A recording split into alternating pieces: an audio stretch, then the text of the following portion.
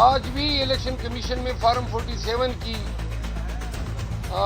بازگشت سنائی دی، جب ابھی ہم رانا صاحب میرے ساتھ کھڑے ہیں، NA 141 PTI کے کینڈیڈیٹ تھے سائیوال سے، اور یہ NA 141 سے فارم 45 پہ جیتے تھے، تاہم فارم 47 پہ ان کی لیڈ جو تھی 7,500 اس کو ختم کیا گیا، اور مخالف امیدوار جو ہیں PMLN کے ان کو جتوایا گیا۔ آج ہماری نالش پہ سماعت تھی، دوسری سائڈ کے وکیل نے مہلت طلب کی ہے۔ آج کی ایک اہم خبر میں آپ کو دیتا ہوں، اسلام آباد ہائی کورٹ میں بانی چیئرمین PTI عمران خان صاحب کی طرف سے میں نے اڈیالہ جیل کے سپرڈنٹ کے خلاف تمین عدالت کی درخواست آج دائر کی تھی، جو کہ اس میں آج سماعت ہوئی۔ 10 ایام قبل اسلام آباد ہائی کورٹ کے جج صاحب محترم سردار اعجاز اسحاق خان نے یہ حکم جاری کیا تھا کہ عمران خان کے ساتھ جب بھی ان کی قانونی ٹیم کی ملاقات ہوگی تو جیل حکام کی طرف سے کوئی بھی 2 نازل شدہ فرشتے جو ان کے 2 محتاط اہلکار ہوتے ہیں، ایک ہماری جانب بیٹھ جاتا ہے، ایک خان صاحب کی جانب، اور ہماری تمام گفتگو وہ سماعت یا سنتا ہے۔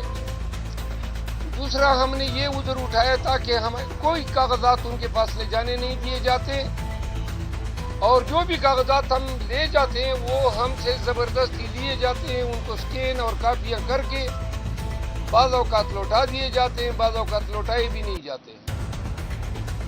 تو تیسری اس میں پٹیشن میں یہ ہماری استدعا تھی کہ PTI کے چند منتخب MNAs اور MPs ملنا چاہتے ہیں، تو جج صاحب نے ملاقات کی بھی اجازت دی، اسٹیشنری لے جانے کی اجازت دی، اور سختی سے ممانعت کی کہ خان صاحب کے ساتھ لیگل ٹیم کی میٹنگ کو کوئی جو ہے نہیں سنے گا، اور اتنے فاصلے پہ رہے گا کہ کنورسیشن اس کو سنائی نہ دے۔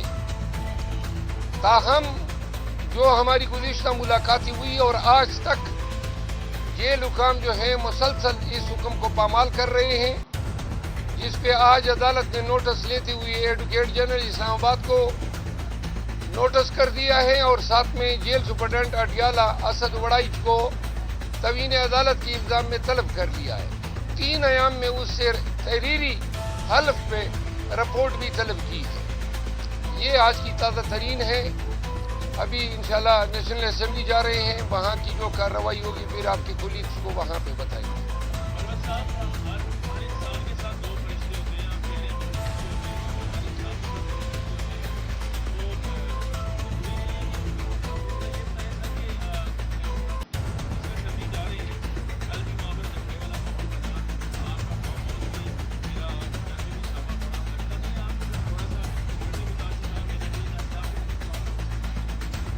نقصانات تو اب اتنے ہو گئے ہیں کہ اب نقصان ہی نہیں رہا۔ اب تو ہمارے ذہن میں کوئی بھی نقصان کوئی حیثیت ہی نہیں رکھتا ہے، ہم عادی ہو گئے ہیں۔ البتہ میں کبھی بھی آپ اپنے ساتھ کنورسیشن میں دیکھ لیں، آپ دوستوں کے ساتھ ہمیشہ، صحافیوں کے ساتھ، عام لوگوں کے ساتھ ہم بڑے ہی معتدل مزاج رہتے ہیں، لیکن ظلم اور جبر کے خلاف خاموش رہنا یا معتدل مزاج رہنا یہ بھی ایک جرم ہے۔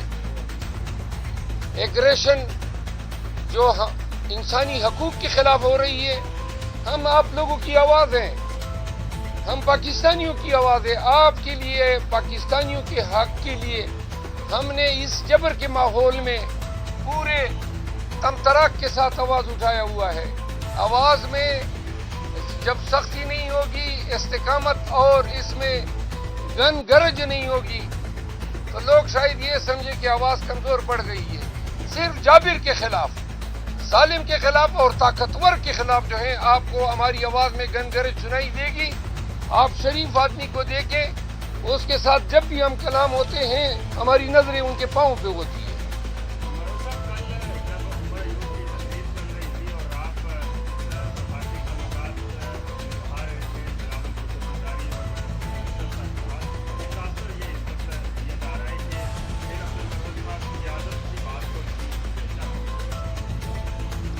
قیادت کی کیا بات ہے جو میں نہیں سنتا ہوں؟ کون سی مطلب میں نے خلاف ورزی کی ہے اس پہ روشنی ڈالیں. سفارتی تعلقات کا میں جواب علیحدہ دیتا ہوں. آپ کون سی بات کہہ رہے ہیں کہ میں نہیں سنتا ہوں؟ یا آپ الزام تراشی کر رہے ہیں؟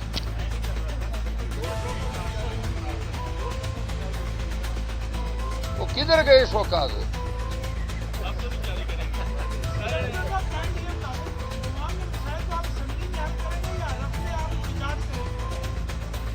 نہیں، اسمبلی میں تو مسائل حل نہیں ہوتے ہیں. اسمبلی میں تو مسائل پیدا ہوتے ہیں. یہ مسئلہ اسمبلی میں پیدا ہوا ہے. یہ جو اجنبی لوگ ایم این اے بن کے بیٹھے ہیں، شہباز شریف صاحب جو ہیں الف کے لیے اب اس نے شیروانی بھی اپنے ناپ کی سلوائی ہوگی اور پہن کے پھر حلف بھی اٹھائے گا. اسمبلی جو ہے وہ موجودہ وقت میں اس دن اسپیکر کہہ رہا تھا کہ پاکستان کا طاقتور ترین ایوان ہے. اس طاقتور ترین ایوان کی آپ حالت زار دیکھ لیں. میں اس کا ممبر ہوں. کل نہیں پرسوں پنڈی کی پولیس دن دہاڑے غنڈوں کی طرح سڑک پہ میری گاڑی کا راستہ روک کے کھڑی ہو گئی. بندوقیں اتار لائی. اب کیا جرم ہے میرا؟ سڑک پہ نہیں جا سکتا ہوں. یعنی کہ آپ سوچیں نا. اور پھر جب میں نکلنے لگا تو گاڑی کو ٹکر بھی مار دی. حضرات، جب کوئی ظلم کرتا ہے نا تو ظالم کے آگے کوئی نرمی سے بات نہیں کرتا ہے. پاکستانیوں نے سب نے اگر 9 مئی کے بعد ظلم اور جبر کے خلاف آنکھیں نکال کے کھڑے ہو جاتے تو یہ خوف کی فضا کبھی پھیلتی ہی نہیں. پوری قوم کو بیمار کر دیا اس خوف نے. پوری قوم کو انہوں نے جو ہے ڈر اور خوف میں مبتلا کر کے نفسیاتی مریض بنا دیا ہے. ہمارا فرض ہے، آپ کا فرض ہے کہ ہم اپنے بیانات سے، اپنے اقتباسات سے، کوٹیشن سے، اشعار سے قوم کی سائیکولوجیکل تھراپی کریں. یقین کریں ان کو سالوں لگیں گے اس خوف کی فضا سے نکلنے میں.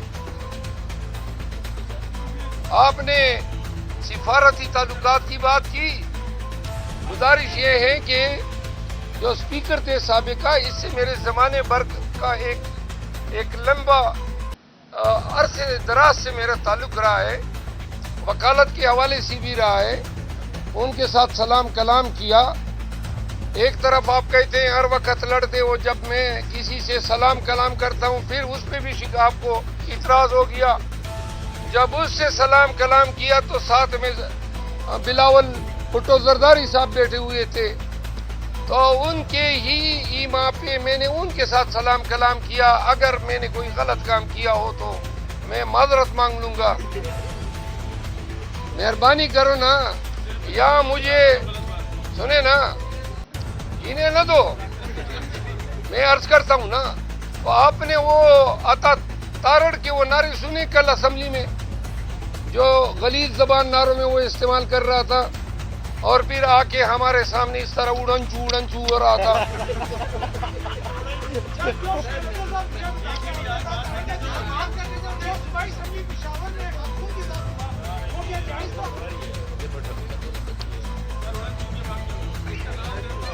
سنے نا جی، وہ اس طرح اڑن چو ہو رہا تھا اور ساتھ میں غلط نعرے لگا رہا تھا. میں قسمن کہتا ہوں کہ لمحوں کی دیر تھی، عطا تارڑ اڑ چکا تھا، لیکن بس اللہ نے کرم کیا.